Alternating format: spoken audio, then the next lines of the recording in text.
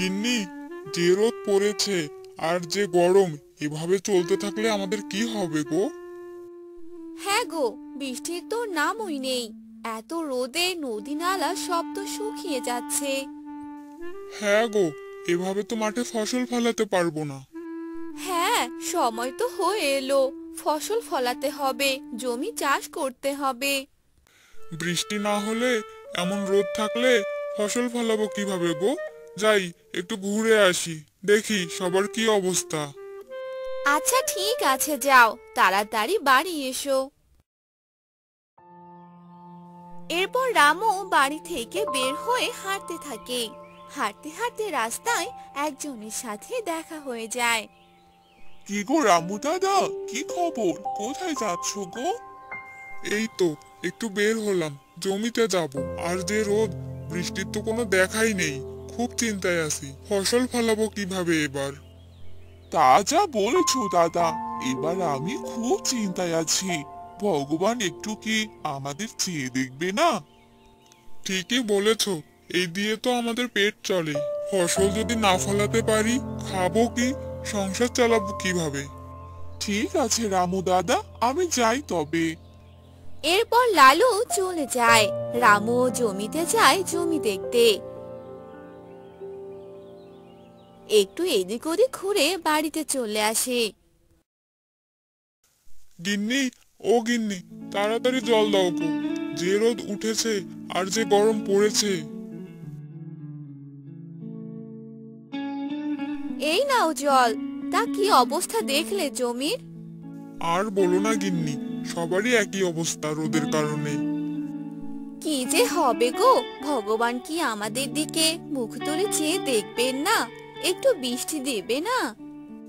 ঠিকই বলেছ গিন্নি, আমার খিদে পেয়েছে, খেতে দাও। হাত মুখ ধুয়ে এসো, আমি খেতে দিচ্ছি। রামু হাত মুখ ধুয়ে আসে। রামুর বউ রামুকে খেতে দেয়। হ্যাঁ গো, শুনছো? ঘরে তো বেশি খাবার নেই।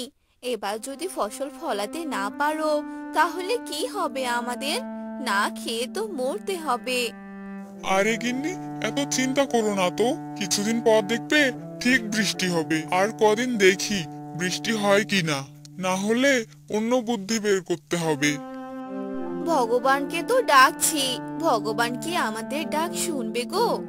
শুনবে শুনবে, ভগবান ঠিক শুনবে। আর কিছুদিনের মধ্যেই দেখবে ঠিক বৃষ্টি হবে। এভাবেই কিছুদিন কেটে যায়।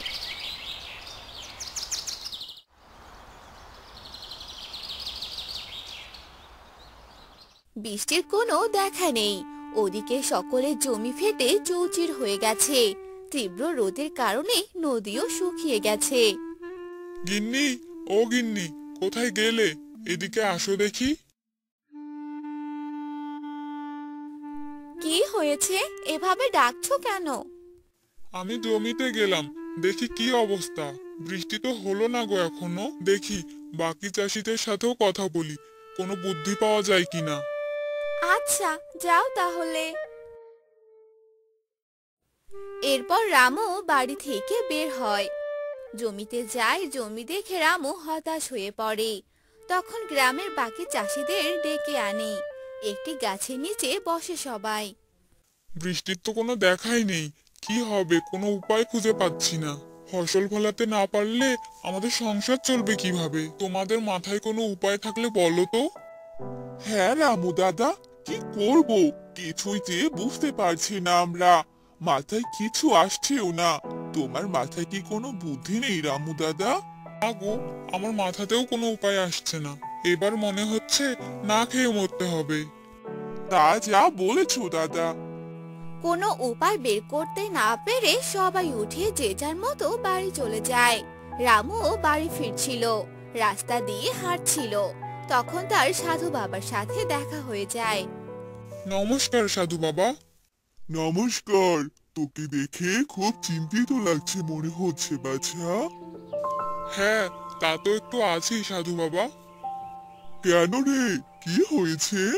কতদিন হলো বৃষ্টির দেখা নেই। তীব্র রোদের কারণে নদী নালা সব শুকিয়ে গেছে। আমরা চাষিরা কেউ ফসল ফলাতে পারছি না। ফসল যদি ফলাতে না পারি, না খেয়ে মরতে হবে সাধু বাবা।